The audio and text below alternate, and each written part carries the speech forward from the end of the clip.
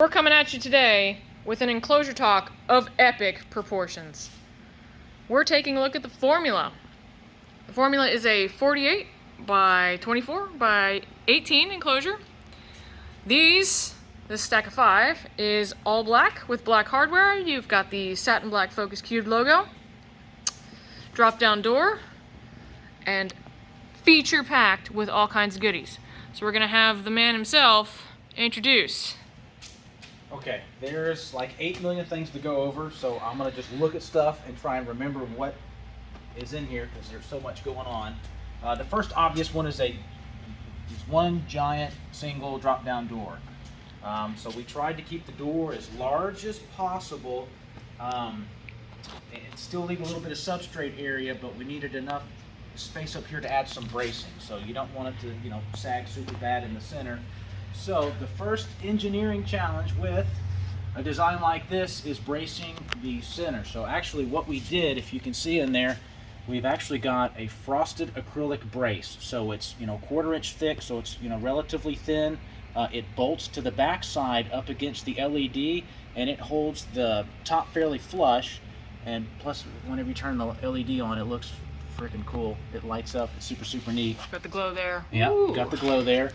Obvious stuff, it's got the LED, I think it's a 75 watt pro panel is what Bob recommended for this, with this particular height and shelf layout.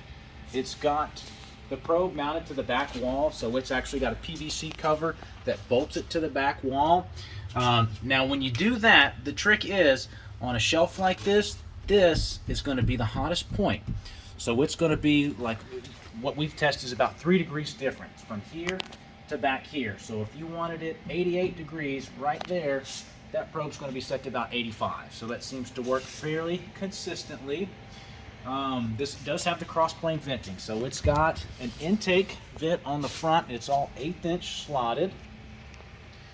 But this isn't going to be just a straight up sterile use enclosure, so it actually has some substrate area.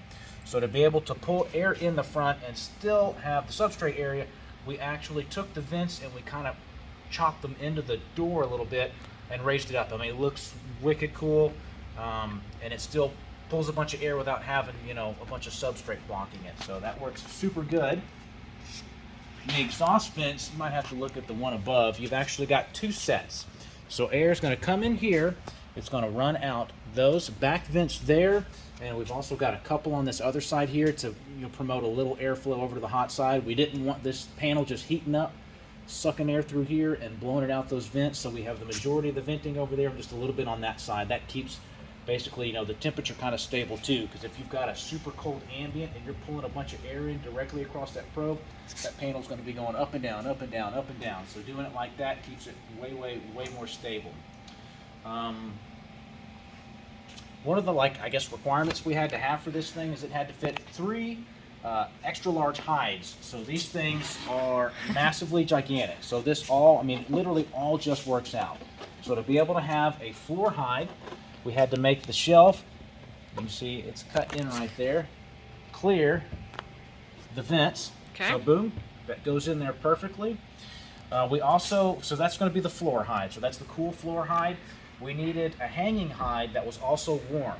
So what we did is we actually put the hide on, we've got a custom mount down here that holds your hide there, just slides in and out. It's directly below the heat panel. So this here is like, it's like 2 or 3 degrees cooler than the surface temp up here. So if you've got an animal that wants to hide, it can stay warm in here, and it can also feel secure because it's in a hide. And it has the access that comes obviously with the hide itself, and we have a ceiling access too. So the animal can, if it's just cruising around, can go from here, up there, from there, down here. It can enter pretty much at any point. So that was super cool. It also allows a lot more heat to go in there too. So instead of just being a 1/2 inch insulator, it keeps that one fairly warm, but it's still got a ton that is in the dark over on that side. And we've also got a hide mounted to the ceiling. Now this one was super tricky to figure out because you can't slide it forward and directly out, obviously, because it's going to hit this lip up here. You can't slide it this direction because it's going to hit the heat panel. So we had to get pretty clever and we actually made like a 2/3 mount. So you have essentially an L back there with a recess, and we have a sliding clamp right here. So to get this thing out, all you do is loosen the thread here, slide that thing over, okay? This comes forward and over, out and down. Beauty. So voila, nothing hits, everything clears, and you can zoom in there and kind of check it out. So that's what it looks like, and you've essentially just got your little sliding clasp there. Nice. Yeah, we wanted to protect all the cords, so this thing does have an LED mounted in the front, and these are going to be large snakes in here that are going to be climbing on everything, so we didn't want them pulling down the cord constantly, so we have a 1/4" PVC cord cover that goes from the back all the way to the front, and it actually L's around here, and it meets the LED up front there. You can get a little closer in here. All that stainless hardware, very nice. Yeah, so this thing, for a not super huge enclosure, it actually has quite a bit of gradient. Like when we tested it at home, we did it in kind of cool temps, warmer temps. We kind of went all over the place with it. But here, it's a couple degrees above whatever your ambient is. So if you've got, you know, a 74-degree room, it's about 76 degrees right here, and it just steadily works its way up. So this is, you know, a few degrees above that.